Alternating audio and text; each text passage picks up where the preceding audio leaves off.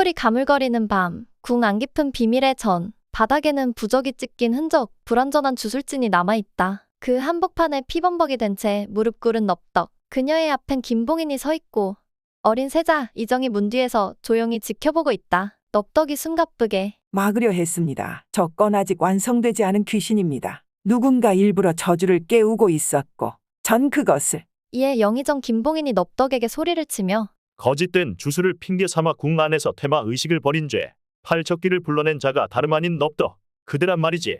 불러낸 것이 아니라 막으려다 실패한 겁니다. 팔척귀는 아직 완전히 깨어난 게 아닙니다.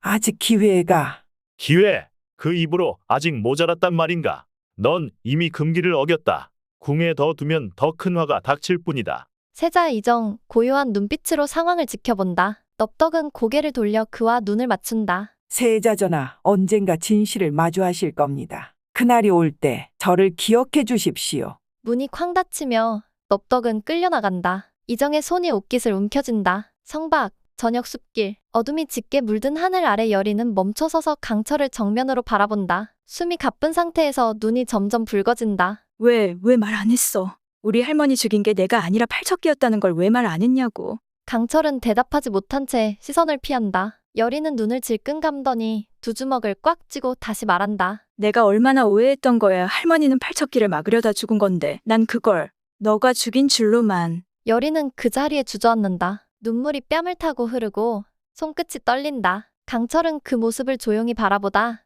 천천히 그녀 곁에 앉는다. 그리고 말없이 그녀를 바라본다. 차라리 나쁜 놈으로 남는 게 낫다고 생각했다. 그게 내 마음이 덜 아플 거라 그렇게 믿었다. 여리는 고개를 들지 못하고 울고 강철은 조용히 한 손으로 그녀의 어깨를 감싼다. 잔잔한 바람이 스쳐 지나간다. 궁궐 회랑 밤. 강철이 혼자 빠른 걸음으로 걸어가 왕의 처소에 도착한다. 문을 열자 이정이 조용히 앉아있다. 내가 입 다물라 하지 않았느냐? 대체 그걸 여리한테 왜 말한 것이냐? 이정은 자리에서 일어나 강철과 마주본다. 한참을 바라보더니 조용히 한마디 던진다. 그 아이 걱정하고 있었구나. 강철은 아무 말도 못한 채 눈을 피한다. 이정은 그를 바라보며 부드럽지만 단호한 어조로 말을 잇는다. 그 아이는 반드시 진실을 알아야 했고 그건 너도 알고 있었을 것이다. 그저 말하지 않으려 했던 것뿐이지. 강철, 이를 악문 듯 주먹을 살짝 쥔다. 그러나 더는 따지지 않고 돌아선다. 궁궐 뒷담장 근처, 이른 저녁, 뒤뜰에서 여리가 걷고 있다. 머리를 식히러 나왔다던 여리는 낮은 담장 너머에서 무언가 인기척을 느낀다. 저기 방금 뭔가 움직인 것 같아. 그때 돌연 숲을 속에서 야광귀가 튀어나와 무언가를 툭 던진다. 삐죽 튀어나온 돌멩이가 여리의 발 앞에 튕기고 여리는 뒤로 휘청한다. 하!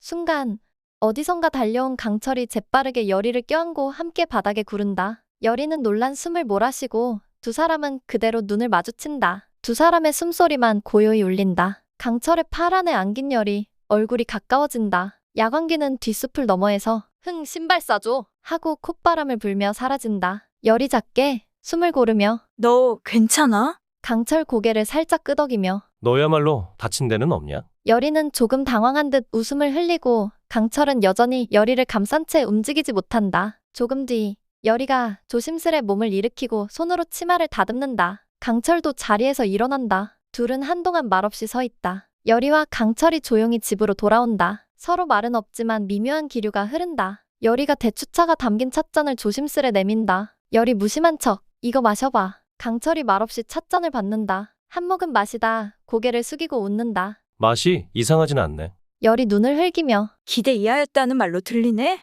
잠시 웃음 섞인 정적. 여리는 찻잔을 내려놓으며 창밖을 바라본다. 그러다 조용히 입을 뗀다. 근데 아까처럼 또 위험해지면 또 날 감쌀 거야?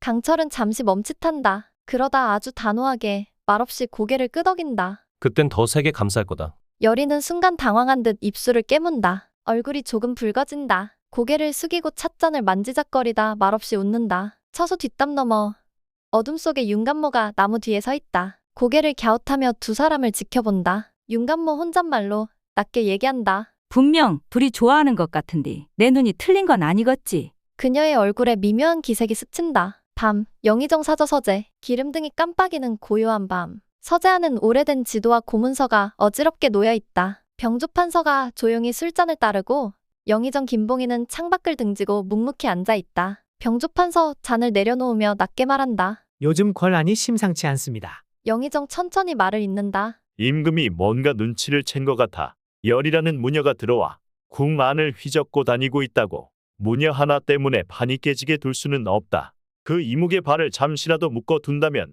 열이라는 계집을 없애는 건 일도 아닐 것이다.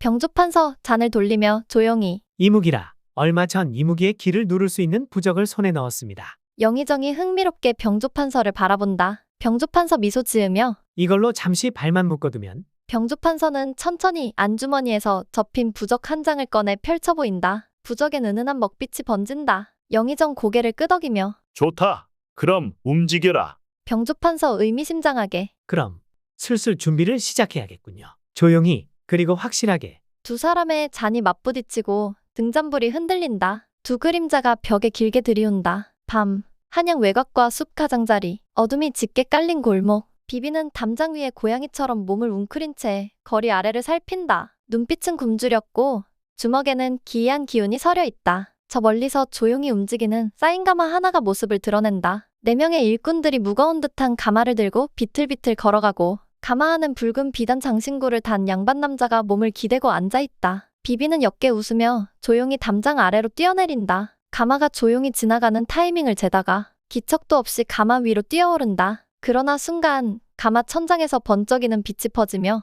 기이한 부적 무늬가 나타나고 퍽 하는 둔탁한 충격음과 함께 비비의 몸이 뒤로 튕겨져 나간다. 비비는 골목벽에 부딪힌 뒤 쓰러진 채 이를 악문다. 팔에 상처가 생겼고 주먹이 부르르 떨린다. 비비 이를 악물며 환갑 넘은 양반놈들이 죄다. 그 부적을 지니고 있었다고. 대체 누가 퍼뜨린 거야? 그는 다시 천천히 일어서며 옷을 툭툭 털고 어둠 속으로 사라진다. 대낮 궁박, 윤간모가 조심스레 바구니를 들고 걷고 있다. 햇살 아래 평온한 듯 보이던 그녀의 몸이 점점 흔들리기 시작한다. 윤간모 혼잣말로 이상하다. 왜 이리 어지럽지? 그녀는 멈춰서 이마를 짚고 벽을 붙잡으려다 그대로 길에 쓰러진다. 손에 들고 있던 바구니가 바닥에 떨어지며 그 안에 든 것들이 쏟아진다. 여리가 애체가 들어있는 나무 상자를 들고 조용히 걷고 있다. 그 순간 복면을 쓴 자객 셋이 담장 너머에서 튀어나온다. 하나가 그녀의 목덜미를 잡아채 칼을 겨누고 나머지 둘이 좌우를 막는다. 열이 경악하며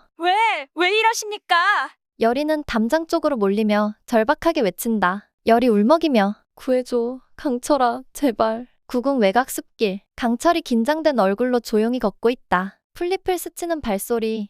어딘가에서 말 울음소리가 멀리서 들려온다. 그 순간 슉! 공기를 가르며 날아드는 화살 하나. 강철의 바로 옆 나무에 꽂히며 퍽 소리를 낸다. 강철은 반사적으로 뒤를 돌아보지만 아무도 없다. 그는 천천히 화살 쪽을 살핀다. 종이 조각 하나가 실처럼 얇은 줄로 묶여 있다. 강철이 그 종이를 풀어 펼쳐본다. 종이는 단정하고도 위압적인 붓글씨로 쓰여 있다. 협박장에는 이런 글이 쓰여 있었다. 내 모친이 내 손에 있다. 살리고 싶다면 해가로 오거라.